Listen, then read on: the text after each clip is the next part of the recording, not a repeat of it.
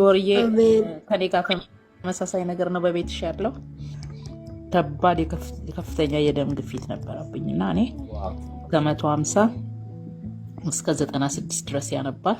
ከአንቺን እንደ ጸለየልሽ እኔ በጣም ማላናት ይቃጠል ነበርና ጸለየልኝ። 3 ጊዜ በጭንቅላትሽ ላይ ጠብ አድርጊ ያለኝ። አሁን 120 በ80 ያነባል። እግዚአብሔር ትልቅ ነው።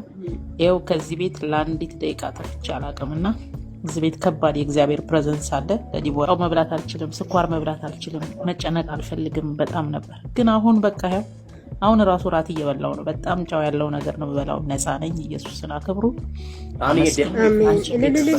አብ ነው። ጌታ ይባርክሽ። ተባረኪ። ሃሌሉያ። ቀንሷል። በቃ ኖርማል 20 በ80 ኖርማል ነበርና ቆሜ መሄድ ራሱ ያሳስበኝ ነበርና እግዚአብሔር ግን ጊዜውን ነበረ።